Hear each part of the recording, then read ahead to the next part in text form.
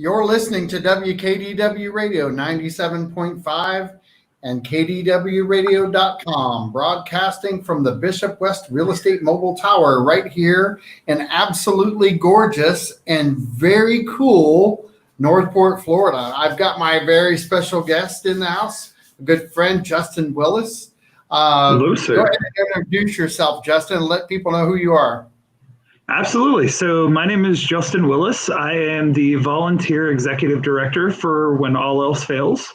We are a new nonprofit here in Northport, and our whole purpose is to connect nonprofits to kind of be the catch-all between all of the different nonprofits in the area. Really help people learn how to navigate the system, how to get from point A to point B. But more importantly, we really help when all the other organizations kind of fall short, whether it's because the person overqualified by $13 or they just don't qualify for a service and they need a little bit of extra money to exist. Whatever the situation is, if the board decides, we take that individual on and just kind of help them through their day-to-day life. So I'm gonna step back for a second, because that's a mouthful of what you're attempting to do in a field that I think probably needs some key players along the way to kind of bridge some gaps. So I want to go backwards so we can leap forward. Absolutely. Tell us a little bit about how this idea came about, because it just didn't happen. There had to be a story behind the story. Absolutely. It's my wife and I have wanted to do something similar to this for the last 15 years of our marriage, and we just never found the right fit, the right way, the right outreach. So we just kind of worked it through our businesses throughout the years. And about a year ago, when COVID hit, things really changed. And I worked for a company that at the time really allowed me to love on my community at the same time of working. So it made it to where I got to do a lot of the things that I love to do for the community at the same time as getting paid for it. So it was great. The first thing that hit was I believe it was the donut shop. They were going to close down Abby's Donuts. They couldn't afford to pay their bills, and COVID was just devastating their business. And they called up Elaine and said, "Hey, we need help. We need to figure out how to come up with some funds and save the donut shop." So Elaine called me up and said, "Justin, get yourself together. We're hosting a fundraiser." So we raised about $6,000 for Abby's Donuts in about 3 hours, ran out of donuts, had about a 3.5-mile line at one point of time. The cops were getting mad at us because the lines were getting so long. People were getting mad because we were running out of donuts, but we raised enough money to save the donut shop. It's still open today. The original owners have now taken it back over, which is great for the donut shop and for us as a community. Then we kind of just spiraled from there. The American Legion called us and said, "Hey, we need some help paying the bills. What can we do?" And so we set up a fundraiser, a drive-through fundraiser again for them. And you could come and pick up a meal for you and your kids at a very affordable cost. And all the money went to the American Legion. And we raised about $10,000 in 3.5 hours. So that was great for them. It paid the bills for at least 3 months. And events just kind of piled up from there. You want me to keep going, or because there's plenty more? We have a whole hour, but okay, perfect. I think it's because people need to understand the emphasis behind the project. Absolutely. And they have to understand that it's never the same group of people or the same type of person that we're helping. Tomorrow it may be a business. The next day, it may be a young man with cancer. It may be your grandfather who has no family. He migrated down here on his own, and he just needs help finding some form of a solution. Each of these are things that we have touched on in some way, but the core value of our organization is to make sure that we are aiding individuals. We didn't want to put a classification on what the individual was, because if a business needs help and we can help with doing a food drive at their location that allows people to know where they're at, then let's do that. That helps two entities at once. So it's really about a whole, it's the holistic approach at looking at the entire community as a whole and not just one piece of the pie. Well, and I think that's needed, not just here, but in a lot of different communities. Yes, sir. This concept that you've put together of linking the other organizations kind of together. Do you find the other organizations are wrapping their hands around it? So far, we kind of came out of the gate swinging with our own projects. So the organizations that I've really had a chance to talk to and that are understanding what we're doing, I mean, Salvation Army, for instance, those of us that have lived in Northport long enough, we've seen Salvation Army go through this cycle where at one point of time, they're really strong within the community, and at other times the building would be shut down. And so I've developed a relationship with their new area commander.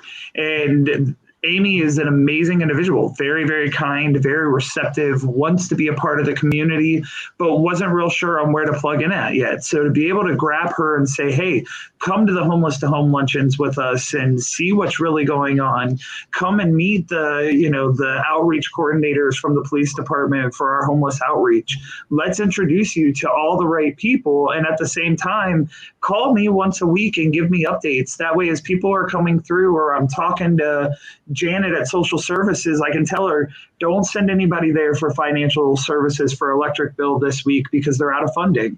Let's send them to Jewish Family Services because they have an abundance of funding. Let's send them to the CARES outreach group from the county because they have additional funding. Let's find each of these different programs and make sure that we're sending people to the right area. That's awesome.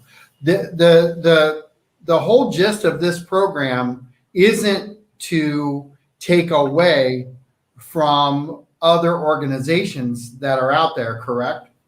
Correct. We're not here to duplicate. We're not here to replicate. We're not here to interfere. We are here to strengthen. So one of the things that I explain to people is, how many times have you heard an individual say, I didn't qualify for rental assistance because I make $13 too much?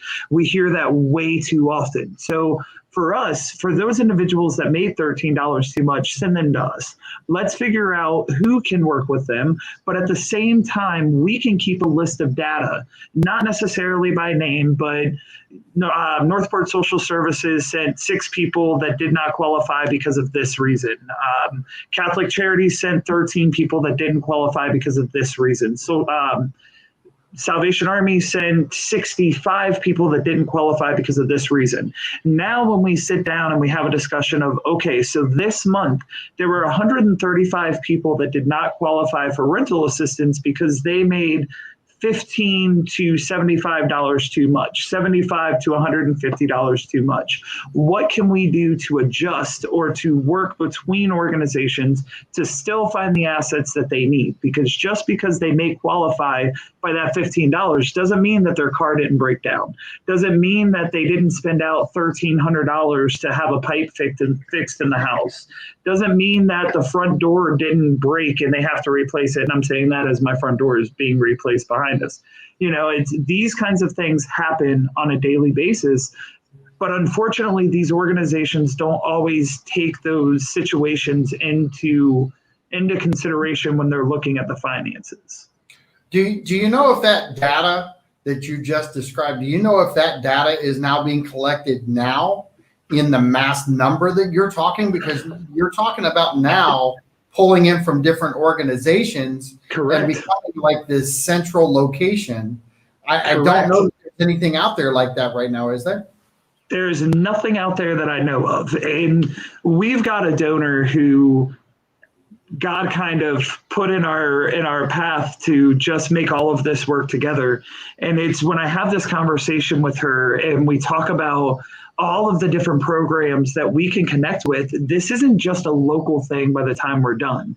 This is something that can be replicated nationally in each little city, in each little town, in each big city, that just helps them be able to identify. Our goal isn't to keep people on the system. Our goal is to identify why they are within the system, why they are using it for 3 to 5 years at a time, and what do we do to minimize the use.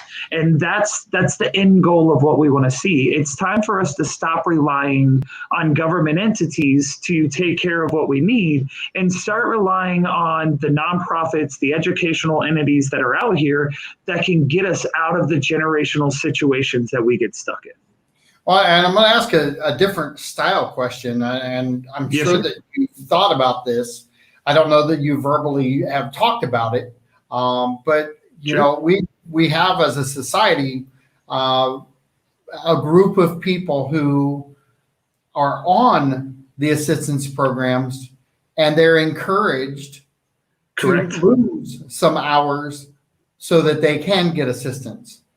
Correct. And that's where, you know, one of the things that I want to do is I want to sit down with these families and figure out, first of all, why are you still renting? Not saying that renting is bad. I rent personally still because I'm not as credit worthy as I should be because of losing part of our businesses several years ago. And the adjustments that we made, it took a huge hit. We went from being a $250,000 a year household to being a $30,000 a year household for a small amount of time there.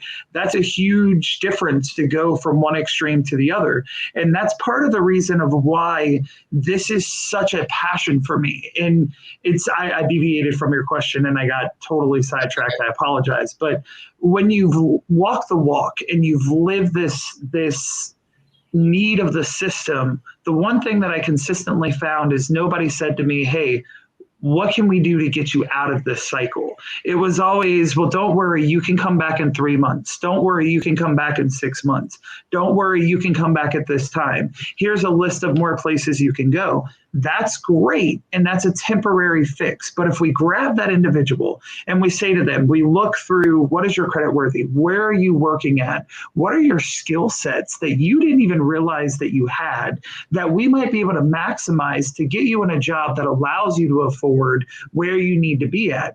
Because sometimes the fear of that food stamps, okay, let's say that you're a family of 5 and you're maxed out at $700. I'm guessing on that number because I'm not sure on a family of 5.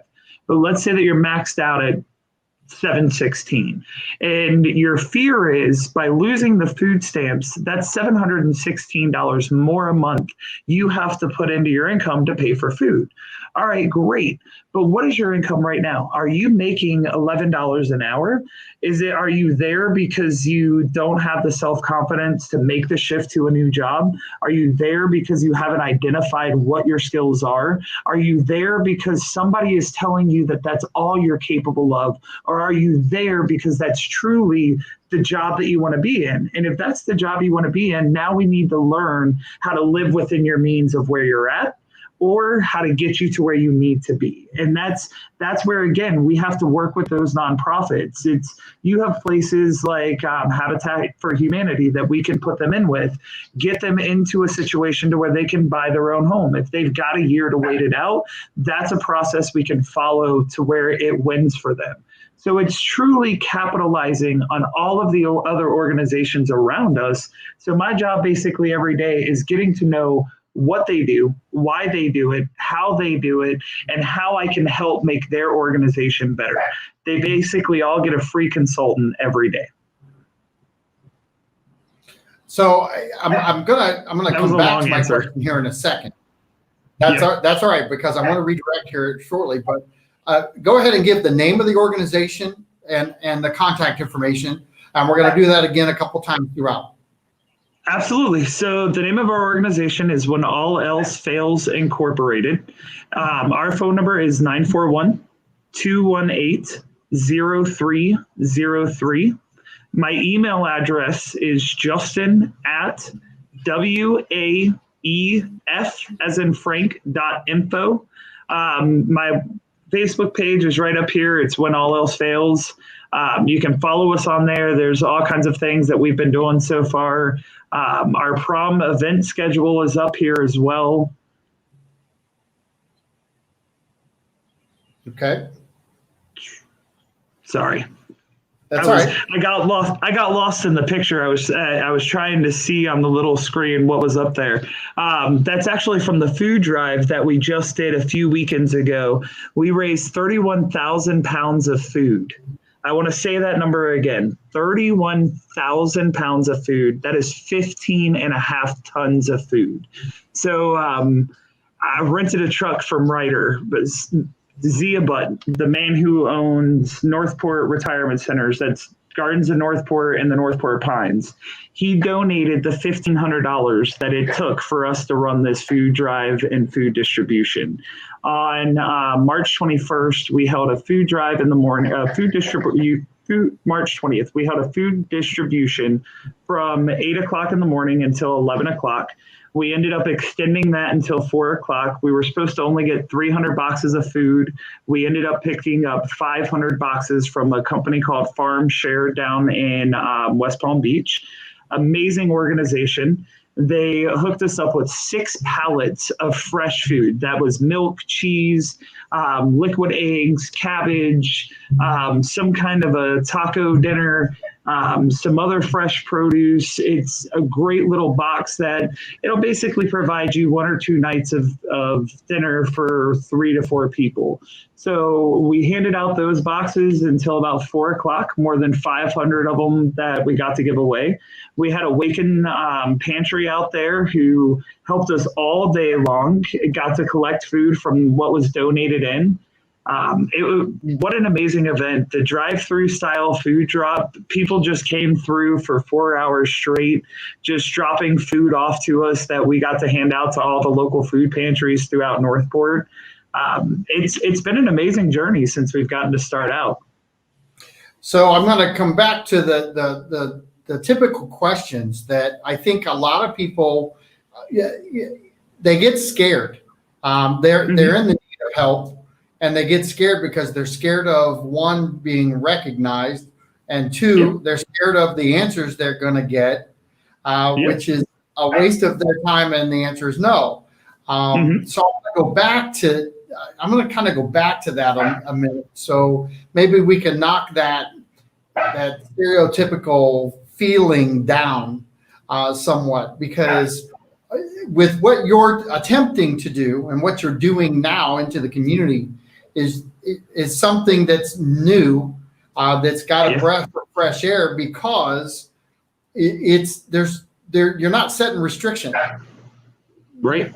You're kind of saying, hey, we'll take all the restrictions and let's get some solutions. So you're really solution driven. It truly is. And I'm sorry you can't see me at the moment. I have a house full of dogs, and I have a hound dog who loves to bark. But the whole point of this is, let me tell you a story of something that happened with me. When we lived in North Carolina, by the time we got there, we had lost everything we had. Everything we had. I had lost cars. I had lost my beautiful income. I lost the ability of going out to dinner every night. I had made it all the way to being so broke that the electric company put me on prepaid electric because they weren't sure I was going to be able to pay my bills. I didn't know that was a thing, but if you look up Blue Ridge Electric, it's a real life thing, prepaid electric. I had to pay by the day. I got it to where my electric was $1.27 a day. I had to walk into a food pantry one day. It was probably the 3rd week of being in North Carolina. And I walked into this pantry and I remember thinking, oh my gosh, God, what is the lesson you are trying to teach me throughout this journey? And I remember being so embarrassed that somebody was going to learn a part of my journey, especially I lived in Northport, Florida, where we owned all of these beautiful businesses and we made great money and we lived in a beautiful home and we drove the fanciest cars and life was great. And now all of a sudden I've lost my fancy cars and I can't even move back into my big, beautiful home. And here I am standing in a line at a food pantry. And this lady looked at me and she's like, I need you to tell me your story. And I remember thinking, I'm already here. I've already written it on a piece of paper. I don't need to speak to you right now. This isn't something that I even have the emotional ability to do because I'm so exhausted from this journey that we're on. And the lady's like, look, until you talk to me, I can't hand you anything. And I remember looking at this lady and saying, why do you need me to speak again? Like, I've already written this story out to you. I'm embarrassed enough having to sit here and beg for food to feed my family whenever I should be able to provide this. And I remember this lady looking at me and saying, the things that you've gone through are things that you should be teaching people from. And it was that moment where I went, oh my gosh, I shouldn't be afraid of the fact that I have to ask for help. But instead, I should teach other people that it's okay. When things are rough enough, reach out to somebody. Say, hey, do you know of somewhere I can go? There are organizations where you can call ahead of time. They'll wait until after hours and see you. They will work within your realm. I had a guy who owned a business downstairs from one of my businesses in Venice. And I watched this man lose everything through the recession. I had a recession-proof business, so we were growing, and this man was losing everything, and he was petrified to reach out to anybody. It wasn't until they came with the foreclosure notices for his home that he finally spoke up and said, hey, I need help. We shouldn't get to the point where we've lost everything before we say, I need help. And that's what we need to redevelop people's thinking and get them to realize it's okay to need help for a moment. It's not okay to be stuck in a generational cycle that you teach your children that you just accept this minimal way of living. We all have the potential of doing anything we want. We just have to set our mind to it. And did I answer your question? You did. Listen, I let you go on because there are no better stories than the truthful ones. And what makes organizations flourish is that they have these stories and they're really based in reality and they're based in solutions. And I've been around enough of the mainstay. Let's help people, and I agree with you in the sense that they're always there. They're always encouraging to come back. I like the fact that one of the things that you had mentioned was let's not just help them stay where they're at. Let's teach them another way. Correct. And there's nothing in the world better than teaching somebody a way to get out. And I guess one of my questions is this data that you're compiling. I've got to believe at somewhere along the line, we've got to have a politician that Governor DeSantis or someone who's going to take a pile of this information and run back and go, well, wait a minute. You know why people are staying on is because we've got a gap. And everybody's going to say, well, you always have a gap. I agree. There's always a gap somewhere. Okay. Yep. Even if we raise the number, the next gap is the next gap. Correct. But the reality is there could be a gap there that is missed just because everybody has to fit a square peg in a round hole. Exactly. And just because the government, I'm going to say this, government is not perfect. They don't run perfect programs, but everything is level. The playing field is very firm across the board with a lot of these organizations because they're government regulated. So there's not that flex that you're talking about having with what you're doing within these other organizations. How is it going to work? And maybe you've already done this, or you can explain it better than I'm thinking. Sure. How's it going to work with you stepping in? Are you going to work with those other programs, yet see the boundaries that they're within, and then try to supplement in, or how's that work? So, in a way, I wouldn't use the word supplement because there are agencies out there that a lot of people don't even realize would help them. Like when people think of Jewish Family Services, they think I have to be Jewish to go there.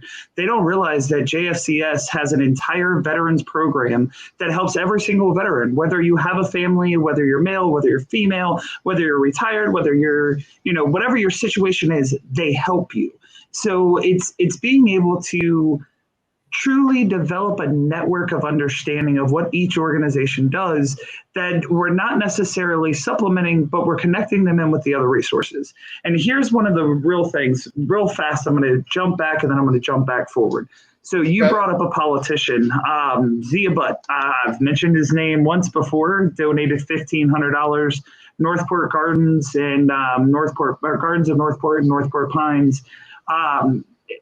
They have assisted living facilities, but he also owns several commercial buildings throughout the city. And when I called him up and I said, look, I want to meet with you. You've got this commercial space and I want to rent it from you. Let me talk to you about what we're going to do. And the first thing I said to him is, by the end of this conversation, I want you to believe in our mission enough that you're going to donate us space to be able to start our existence. So our office is located at 5900 Pan American Boulevard. Unit 201, upstairs, directly next door to Catholic Charities. Downstairs from us is James Buchanan's office. James Buchanan happens to be our state rep. Great news is we've already developed an amazing relationship with him. When we hosted graduation, we hijacked graduation as one of our earlier events, hosted several hundred of the kids, had our U.S. Congressman Greg Stubbe come out and give a commencement speech. We had city commissioners, county commissioners, Bill Truex from Charlotte County called me up and said, hey, I want to be a part of this. What do I do to be able to give a speech? I believe in giving these children this event so much. I know I'm Charlotte County, but please let me come and talk to these kids. So it was one of the most beautiful and amazing things that we've got to do. So to get all of these politicians that are already paying attention to what we're doing, but now to transition it to where we have a real direction to affect change. And now's our opportunity, because they're already hearing us. They're listening to what we're saying, and they're getting involved very heavily down here in Northport.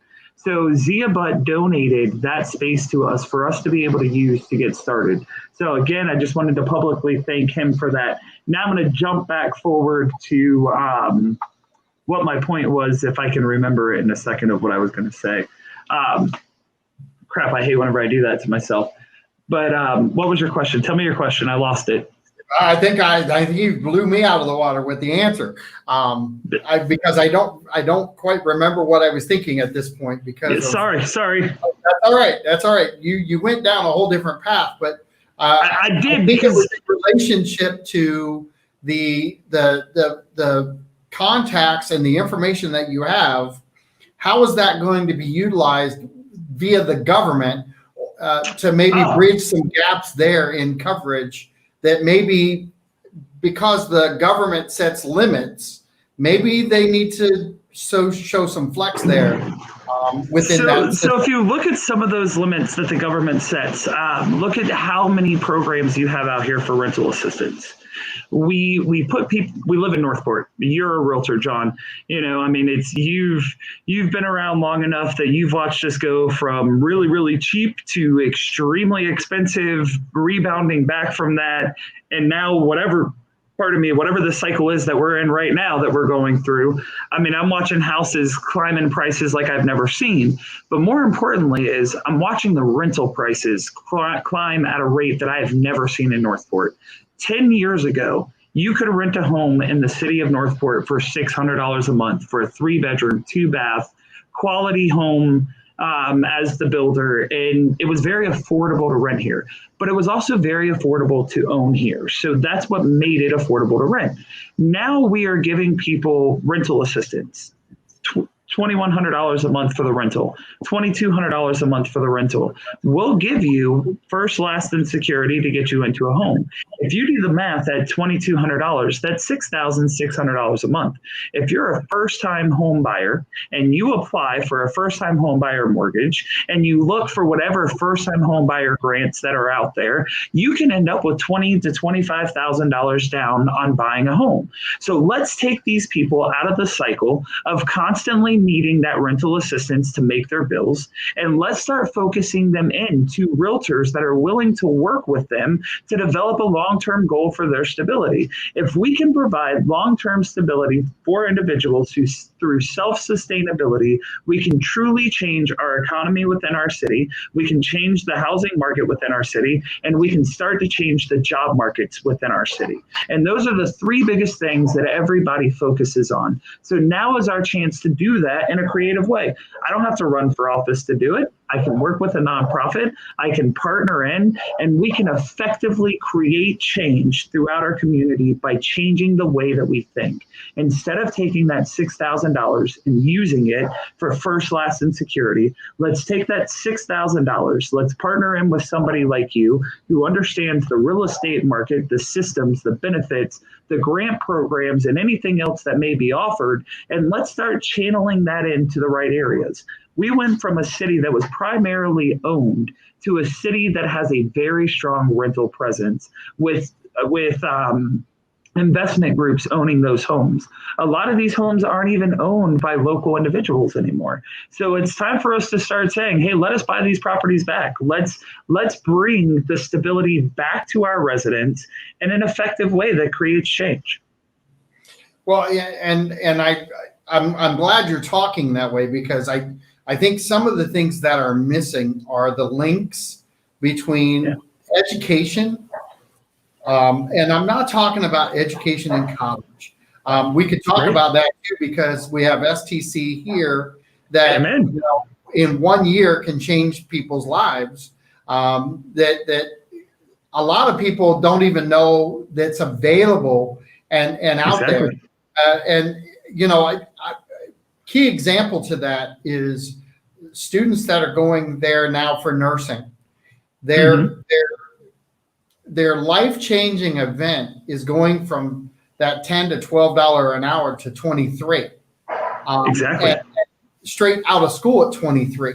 So that's an LPN.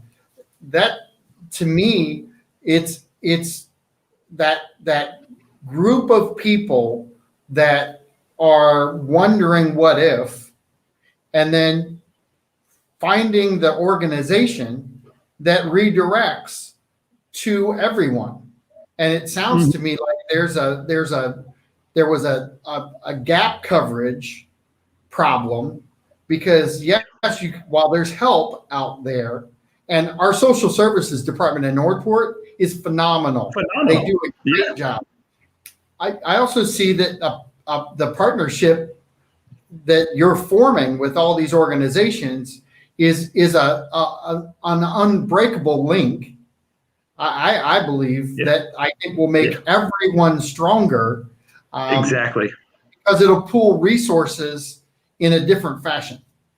Correct. And not only that, but it's going to start cutting costs long term. And that's what, as we start to see the adjustments and we start to pay attention to the data that we collect, we can see, where is this saving money from? Where are we pulling the money from to make the difference? Are we using more federal grants to be able to offset what we're pulling out of local taxes? Because that money is already out there and we're underutilizing it. There's a lot of these things that we just don't take the time to educate ourselves. And speaking of education, right now is probably the easiest time for people that are looking to step into a traditional college education, especially right here at STC. I just qualified the other day for a Pell Grant. I never would have expected to have been able to qualify. I'm going down to STC to sign up for classes. I don't know if it'll be during the day, during night. I'm trying to find something that has to do with business management or some form of business style program, only because after my entire adult life working in the medical industry, I've left the medical industry completely. So now it's time to redevelop my education. And I never would have expected to have been able to have gotten an educational grant. So to be able to get that is huge. I didn't think, as a dad of 5 kids who has made decent money in my entire adult life, that I would be able to qualify for that. So don't be afraid to fill out applications for things. And I've learned that that's one of the biggest things that we struggle with is, as a community and a society, we're afraid to apply for what might be free. I mean, take free and reduced lunch at schools. How many families do not fill out the application for free and reduced lunch at school? And how many of those families would qualify? Why don't they fill it out? Because they're embarrassed. Somebody might find out that they're on free and reduced lunch. Is it more embarrassing to know that your kid may go without lunch for a day because you couldn't pay it and all of his friends are talking about that? Or is it better for him to punch in his code and nobody to know that you're on free and reduced lunch? Right. It's just shifting the mentality of the way that we look at things. It's the fear of the unknown.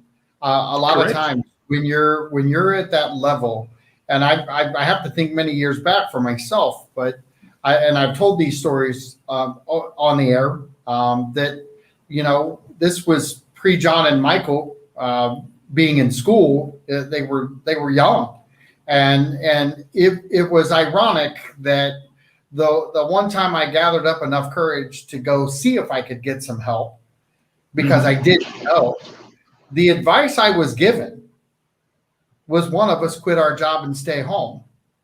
And that's survival. And that the reason I ask you that question earlier in the show is I think there's no better value than where we don't tell people do less and get more. That we actually show them, if you do a little more, you can do a lot better. Correct.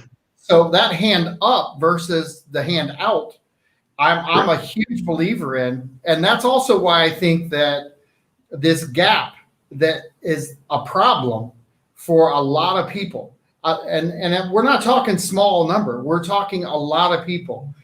It's that everyday worker who's going to work thinking they've got to get something done. And how do I get ahead if I'm going 2 steps back to go 1 step forward? Right. We've got to change the mindset to go 1 step back and 2 feet forward. And I think that's what I had to learn.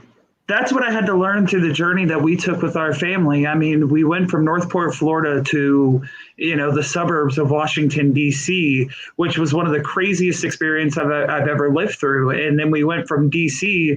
down to the mountains of North Carolina, where all of a sudden life just became super, super calm and mellow. And it taught you how to really enjoy and appreciate what you have. But because we went from such a large income to such a small income, it taught us how to not get stuck in the system, but to be able to get back somewhere close to where we were before. And we walk through fear through most of our day, through somebody knowing, somebody seeing, somebody talking. We've got to step out of that mentality. We have to, as a society, we have to get to the point to where, as we learn, we're able to speak, to teach other people, to let them learn that even though you have those moments of fear, you can truly achieve anything once you figure out the path you want to go down. And I saw that Marie sent me a note down here in the comments that I have to switch. There it is, just popped up on the big screen. We have to talk about raising money for prom. But if anybody wants to talk more about what you can achieve, call me. Justin, when all else fails, phone number for the office is 941-218-0303. Don't be afraid to call and talk to me about it. The worst that can happen is you tell me you're calling for a friend. I'll talk to you for your friend. Not a problem. But when all else fails has hijacked prom for Northport High School. Elaine came to me about a month ago and said, hey, this may be something we're going to do. And I told her, when the parents come to us and ask, when they have exhausted their options, we will step in and help them out in some way. That has happened. The parents came to us and said Northport High School is throwing a dinner. They have eliminated dancing from the event. They want them to kind of stay in place, socially distance, really minimize what they are doing for the dinner.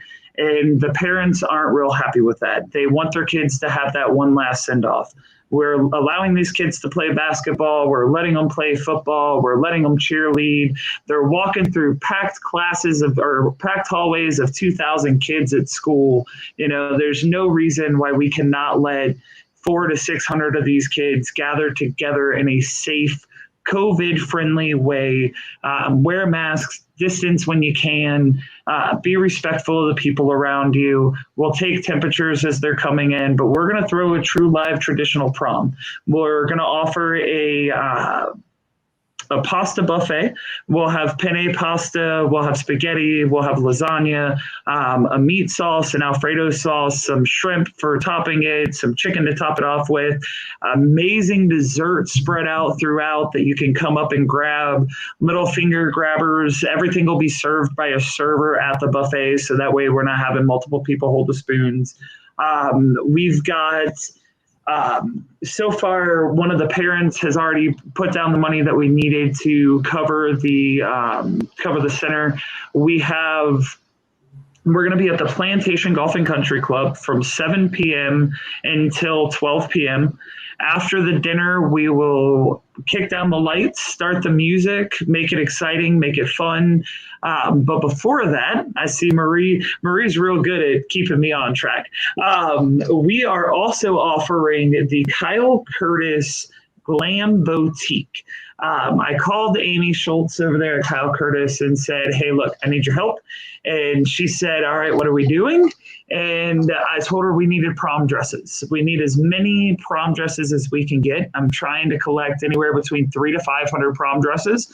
That way we've got a full boutique set up. These girls can come in and shop, pick out the dress that they want, make sure that it fits. We're going to set up dressing rooms in there. It'll look like a cute little boutique. They can pick out their dresses, pick out some shoes, get some jewelry, feel pretty, feel important, feel special. I know I saw a dress in there that was donated from Kiwanis. It was a Kate Spade dress. I think the price tag was $485 on that one. So we're talking, there's some high-end products in there that these girls can come and pick out. We are accepting clothes for men, boys, shirts, dress shirts. If you have an extra suit that you want to donate out, you're going to hear my dogs bark in a minute. I apologize. If you've got an extra suit that you want to donate that they can grab, that'll be great too. But it's just going to be an amazing night. Our goal behind this, if you know anybody that owns a business, if you're listening and you've got some money, anybody that got a stimulus check that they don't want to spend for whatever reason, please donate it to When All Else Fails so that we can use that to offset the cost of the prom. We figure that it's going to cost us about $25,000 to pull this off. I know that sounds like a lot of money, but that's $19,500 just in food cost. The decorations and the other stuff we've got at the bare minimum cost. Our theme is Let Them Dance, but if you can, please donate money. If we can raise about $15,000, that would put the cost at the event for the students at about $20. That's super affordable, especially in COVID, where a lot of parents have been laid off and have gone through all different situations.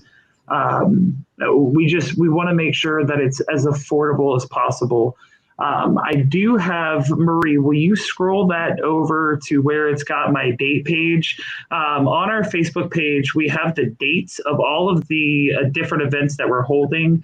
We've got ticket sales, which are going to start on April 20th. I did push the start date back 5 days from what it says on there. So we're going to start the ticket sales on April 20th. We will be setting up over at the Morgan Center to be able to do sales. I'm going to have somebody hold up signs at dismissal.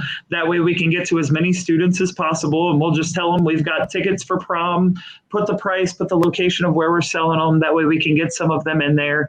On May 1st, we are going to open up our Kyle Curtis Glam Boutique. It'll be the 1st, the 5th, and the 7th. That'll run from 8 a.m. to 8 p.m. On May 17th. It looks like it didn't post up there. Sorry, Marie. I'll make sure to get it up there in a few minutes. But on May 15th, we're going to cut off the ticket sales. That way we can get it into Plantation and make sure everything's set up. Kids that are listening and families, you cannot bring in a water bottle. You cannot bring a large purse. You cannot bring in backpacks. If you are caught drinking, you will be asked to leave. We have to be responsible. We don't need somebody leaving this event drinking and driving, getting in a car accident, and having that affect us either as an organization or as a community. Last thing we want to do is report about a dead senior on prom night. So please be responsible at this event. John, do you want me to keep talking, or do you have questions? Listen, I think that the information that you're trying to get out has more value than any question that I could dare ask.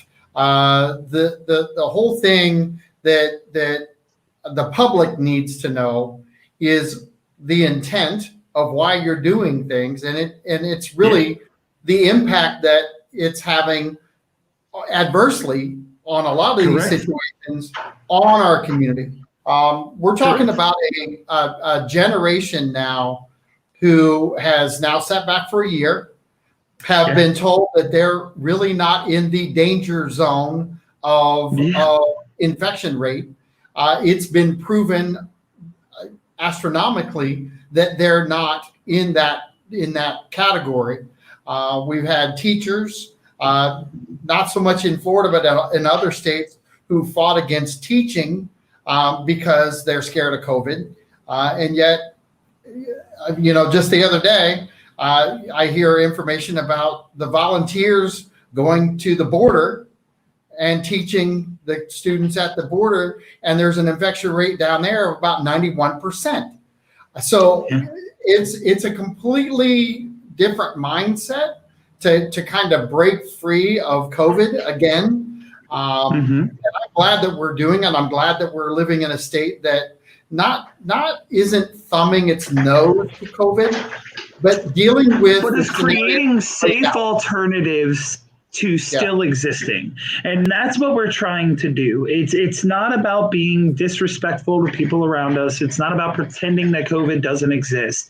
It's about finding creative alternatives that allow us to safely exist at some form of normal. Well, and we have some really great restaurant establishments here who have really taken that on the same platform, and they're very successful at it. Is the infection rate still out there? Absolutely, it is.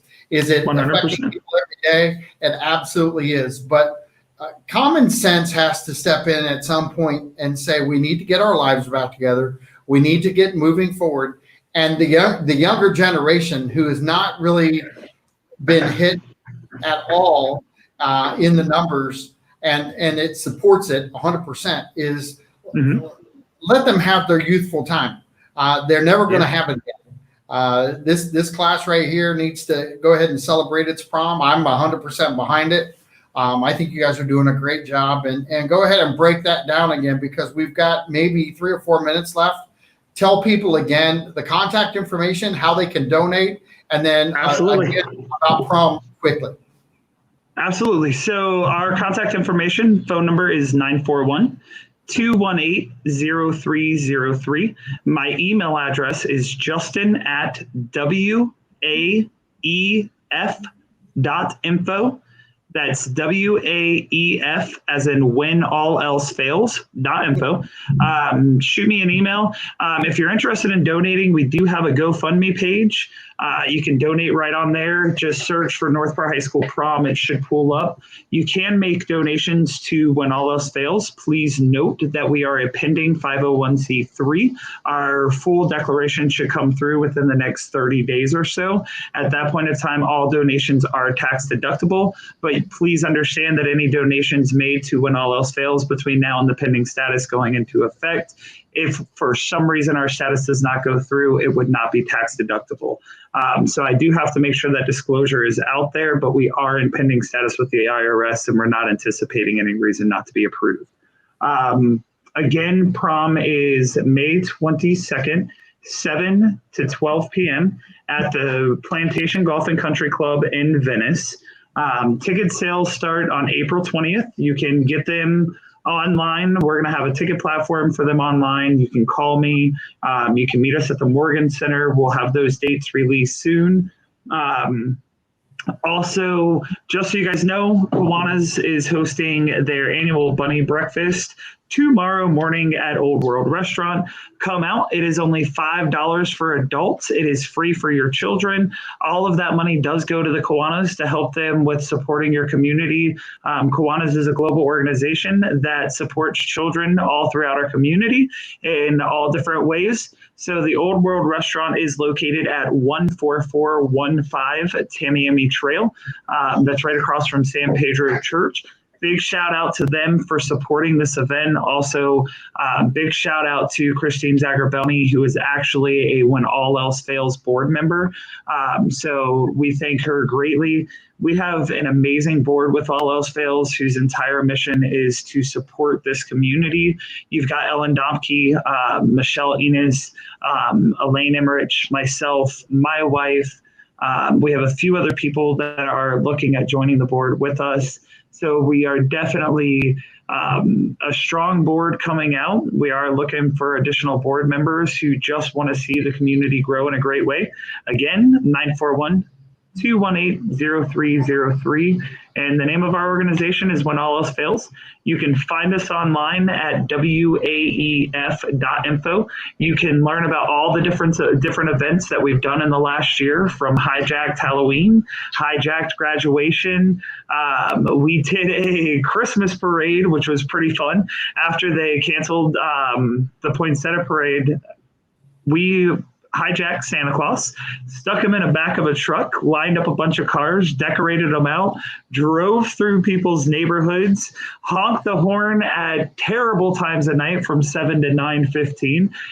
Got to watch a bunch of kids come out, adults come out, be excited. Santa was tied down in the back of a pickup truck. It was hysterical to see. But it's the things we've gotten to do is just about supporting our community and the people that live in it. So please donate to prom. Please donate to When All Else Fails. Support our mission, support what we do, come and be a volunteer with the programs that we're doing, and definitely watch our website and our Facebook page to see how you can be involved and see what we're going to do next. Awesome. Well, I really appreciate it. This is fun Friday, and you've actually made it fun for me. That's awesome. It's a great time always having you on the show, but it's a good Friday, so make a good choice. Have a great safe weekend. Enjoy your Easter weekend, and let your wallet open up and hop along over and help this organization out. I think it's a great opportunity. I think it's a way to give back to our community that we've never had before. Yeah. And really, if you're goal oriented for kids, let's start with the senior class. So Amen. Great job. I appreciate your time, and thanks for coming on. And everybody out there, be safe, drive careful on the way home. As I say every show, there's no reason to go to ER if you just slow down. You do not want to end up in trauma. You don't want to end up in the hospital for 6 months. Just instead of 95 on 75, maybe try 90. Maybe 85.